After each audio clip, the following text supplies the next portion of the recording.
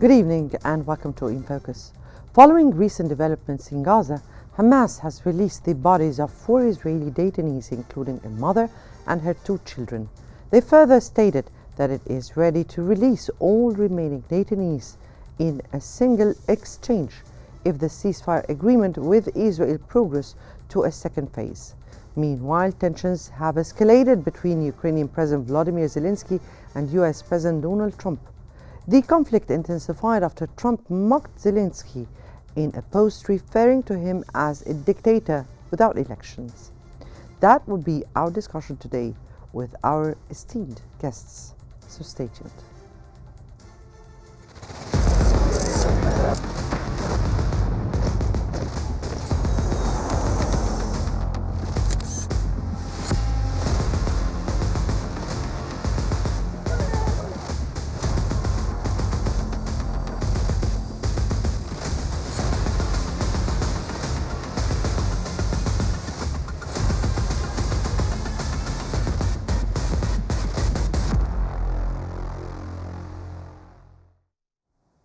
Hamas has announced recently that it is ready to release all its remaining detainees in a single exchange if the ceasefire agreement with Israel moves forward to a second phase next month, as reported by The Guardian. According to the newspaper, Netanyahu has long resisted discussions about the second phase of the agreement, which would involve a complete military withdrawal from Gaza and the handover of the remaining detainees in exchange for hundreds more Palestinians. Additionally, completing the second phase would effectively mark the end of the war, a step opposed by the far-right wing of Netanyahu's coalition, if it leaves Hamas as a significant force in Gaza. However, the Israeli Prime Minister has come under pressure to proceed from Trump's special envoy Steve Witkoff, who stated that phase 2 is absolutely going to begin.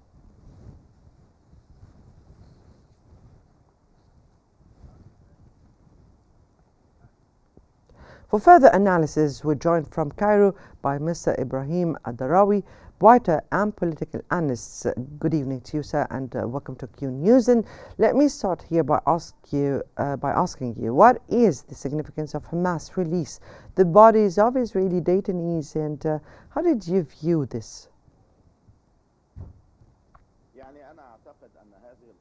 Opinion, this step was very good step for the Palestinian side, and I think that Hamas showed the flexibility when it released the dead bodies of the hostages and will release a group of hostages also on Saturday. I think that Hamas recently was able to make Netanyahu miss the chance to make more excuses. I think now the Israeli far-right government is making excuses not to complete a deal, and we've seen Hamas announcing that it is ready to send all of the hostages in one round, which was what Hamas wanted from the beginning, with a complete comprehensive ceasefire. But Netanyahu had concerns about the Israeli Knesset reaction, and he was afraid of being prosecuted later. That's why he requested the 3-phase agreement. He also wanted to have a guarantee from Trump. What we have seen that Benjamin Netanyahu puts hurdles and obstacles not to complete and finalize the deal, to not go as planned. And when we talk about this, the ceasefire agreement, he expected it either to fail or to continue. The mediators, the most prominent of which, Cairo, is trying tirelessly to finalize the deal, and it is bearing the responsibility of completing all 3 phases. We have seen the Cairo initiative to be proposed tomorrow, and the Arab Summit in Riyadh, it will consist of Egypt, Jordan, Palestine, and the GCC countries. Right now, Hamas said in its statement that the Israeli occupation forces deliberately killed the detainees. Now, what does this say about the Israeli government prioritizing political survival over the detainee safety?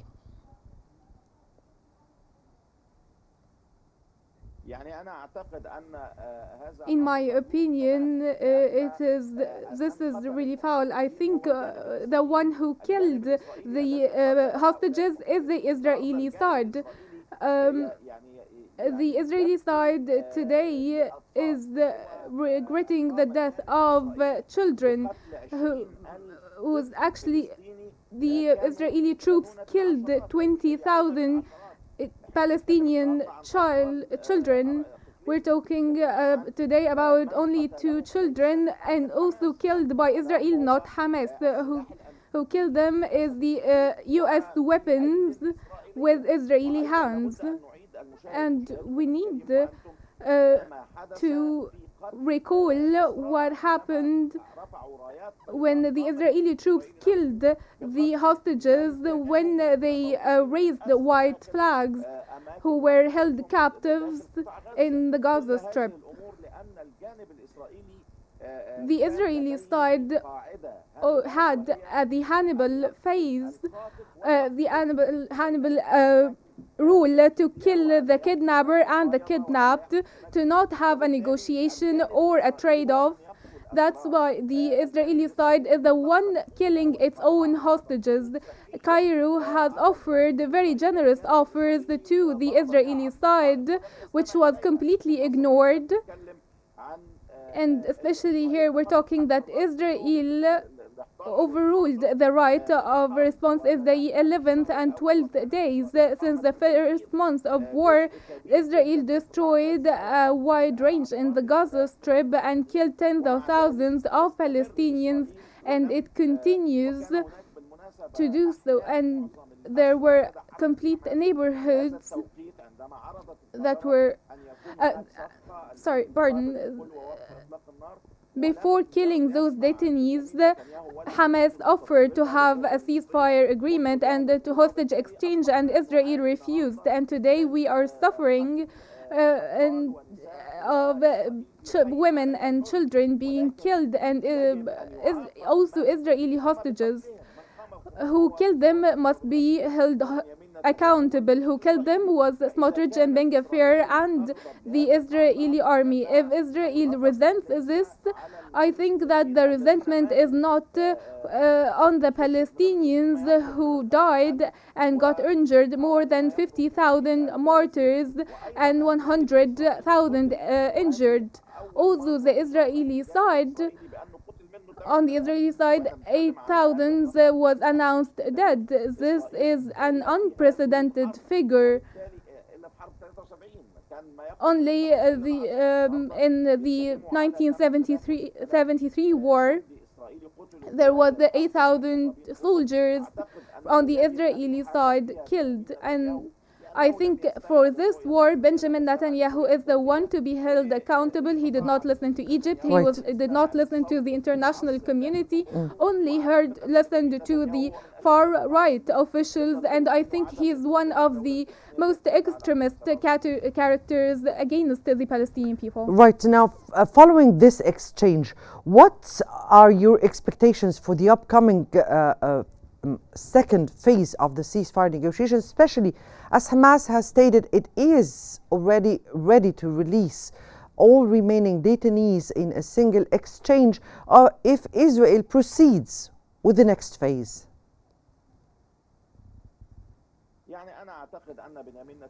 I think that Benjamin Netanyahu is only stalling, and this ceasefire agreement will be completed one way or another. There is a lot of pressures being applied on Netanyahu. That's why he wants phases and not a single shot ceasefire agreement. Consequently, in the upcoming month, Netanyahu wants to stole more not to dissolve the Knesset, and I think Hamas showed extreme flexibility, especially in the following day to ending the war, to actually not be influential in Gaza and after the ceasefire, and this is what actually happened. And we have seen Israel today requesting even more, requesting Hamas to give up their weapons and to actually be removed from Gaza entirely, which is impossible to happen. But if Israel really wants to have a clear vision in this regard, which is disarming the resistance and not Hamas, it should listen to the Palestinian proposals and to the Egyptian proposal establishing a Palestinian state on the borders of 1967, disarming Hamas, and the PLO will be the only force holding weapons in Gaza without any linkage to Israel. Without this, without the two-state solution, I don't think Israel will be able to disarm the Palestinian resistance or disarm Hamas. This recognition is not based on our analysis, but from the statements of the Israeli side, especially the chief of staff Navy, that he said he cannot eliminate Hamas because it is an idea, not persons. Yes. He cannot disarm the resistance because it will be hidden underground. So Hamas can never be disarmed, and Hamas will never be able to eliminate Hamas except only the known leaders, and it will fail over and over again, especially that it already failed in the West Bank to oppress the Hamas movement or disarm it or confiscate the weapons. That's why the Egyptian vision now is the best option for the Israeli state to establish a sovereign state for Palestine on the borders of 1967 to have a complete and comprehensive peace. This initiative actually would be favorable to the United States as well, especially Trump, because he wants to the Abrahami agreements to take force, which will be raised at the summit tomorrow. There is an Arab consensus, and Crown Prince Mohammed bin Salman, who spoke loud and clear that the Saudi Arabia will not grant Israel free peace, but in exchange for peace, we need to have a Palestinian state in exchange for peace, which was clearly stated by the Kingdom of Saudi Arabia and what has been conveyed to the United States, right, whether behind closed doors or in the media. Yes, Mr. Ibrahim. Yes, very clear, Mr. Ibrahim. That was Mr. Ibrahim Adarawi, writer and political analyst.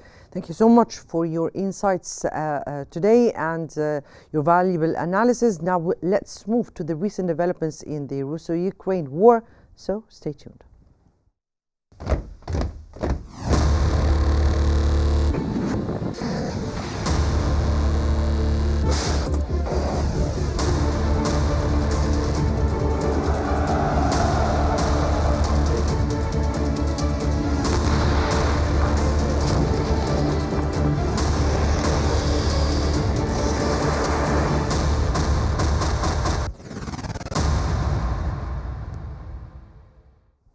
Well, welcome back. And following ongoing negotiations to resolve the conflict, tensions between Ukrainian President Volodymyr Zelensky and US President Donald Trump escalated on Wednesday when Trump mocked Zelensky in a post, calling him a dictator without election, as highlighted by the New York Times.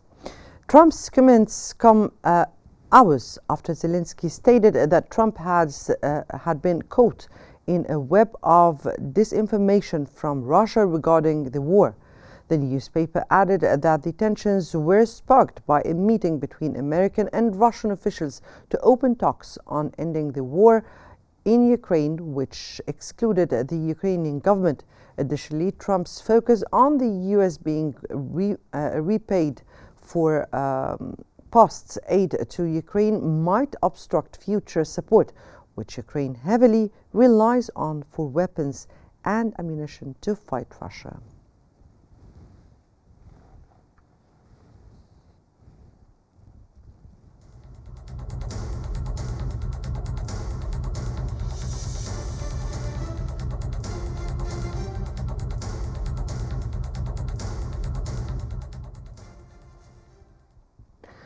Right, and to better understand this, we're joined from Washington by Mr. Peter Broff, a contributing editor at Newsweek. Good evening to you, sir, and welcome to Qnews. Let me start by asking you, thank you so much. How do you view the recent tensions between Trump and Zelensky, considering the ongoing discussions to end this Russo-Ukraine war? I think a lot of people were taken by surprise at President Trump's assertion Wednesday that Ukraine started the war and that President Zelensky is a dictator. That's certainly not what many Americans feel about him, although I think it's safe to say there are people in the Trump political base who would just as soon like to see this war over and are not really concerned about how that happens. They're more concerned about the amount of money that the United States is spending to help Ukraine defend itself, and whether or not that money could be better spent on other things. Now, the U.S. National Security Advisor, Mike Waltz, recently urged Ukraine to tone it down and accept a critical mineral deal with the U.S. What does this demand tell us about the U.S. approach to this conflict? Well, as I've said many times, Trump is a transactional leader. Everything is an exchange. And I believe that the Trump administration wants tangible rewards for America's economic and institutional support for Ukraine in its what I consider valiant struggle against the Russians. This includes access to rare earth metals that are present in Ukraine that America needs for its economic success and national security needs that are now found largely in China. Now, on the other hand, the Kremlin has suggested that the rift between Trump and Zelensky could weaken Ukraine's position in the peace talks. What do you have on that? How do you think this growing tension between the US and Ukraine could influence the negotiations process with Russia? I think the only person who may want this war in Ukraine over more than Donald Trump is Vladimir Putin. He knows it was a mistake. It's draining Russia's army. It's draining its economic resources. It is attacking its position on the global stage. It has not been good for him, even if the Russians have managed to secure some territory in Ukraine that they didn't previously hold. He needs this to be over. Russia there are many American security experts, serious people, who think of Russia as a gas station with an army. They have a big military, so you have to pay attention. And the only global commodity they have that anybody really wants are oil and natural gas.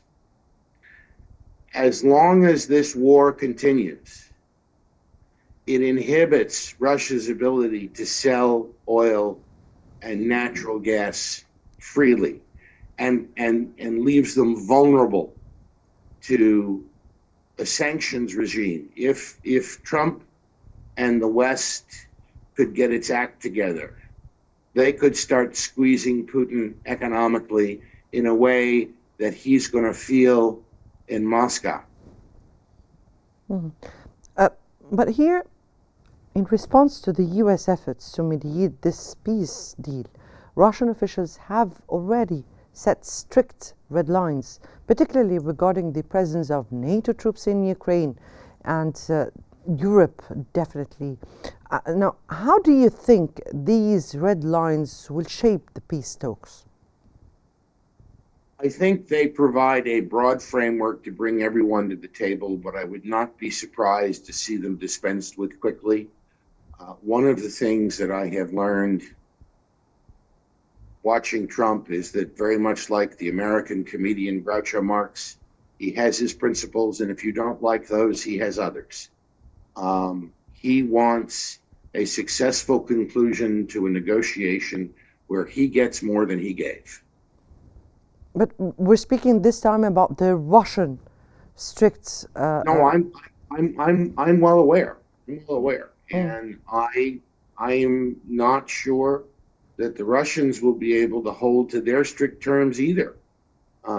Trump could just as easily change positions from where he is now and show more sympathy for Ukraine. I think that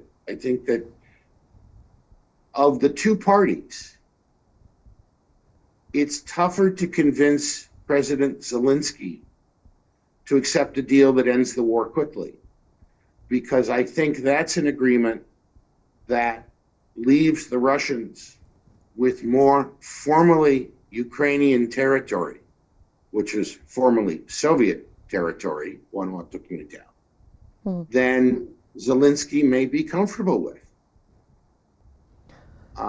At the end of the day, much as I hate that phrase, what Zelensky may get out of this is an end of the war and not much else.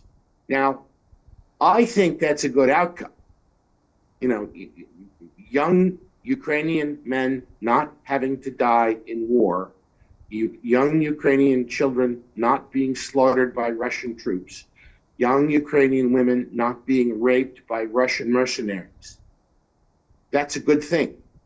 The war ending is a good thing for Ukraine. And no one ought to lose sight of that. Now, the NATO chief, our NATO chief Mark Rutte, has emphasized Europe's vital role in securing peace in Ukraine. Now, how do you interpret Europe's responsibility, and what specifically security guarantees do you think should be prioritized in any potential agreement between Russia and Ukraine? I'm more worried about the Western Europeans selling the Ukrainians down the river than I am the Americans or the Eastern Europeans. I think the Western Europeans have to some degree been dragged to this fight kicking and screaming. Once it became clear that it was not going to broaden, that it wasn't going to become a wider conflict, that it would remain confined to what we understand to be current or former Ukrainian territory. I don't know that the Europeans can be trusted to be honest brokers in this conversation. They want what's best for Europe. They don't want what's best for the world. They don't want what's best for Ukraine. They don't want what's best for the Poles or the Latvians or the Hungarians or the Czechs. They want what's best for the French and the German and the British. This is according to your point of view, right? Yes. But if I may ask you about a very important issue that should not go unnoticed. We've seen a press conference between the Ukrainian president, Zelensky, and the US envoy, Kellogg, that was abruptly cancelled. Now, how do you interpret that, or what does this mean? It means they didn't have anything to say. And that I think the internal positions are still being worked out. They don't have an opportunity for joint announcement because they haven't agreed on what the peace plan Right. is going to look like. What is acceptable Yes. to Zelensky and to the Ukrainian people, and is also acceptable to the Americans. Well, that remains to be seen indeed. That was Mr. Peter Roth, contributing editor of Newsweek. Many thanks for you and for your insights today. And I guess that brings us to the end of today's episode of In Focus. Many thanks for joining us, and stay tuned for more updates on Qnews.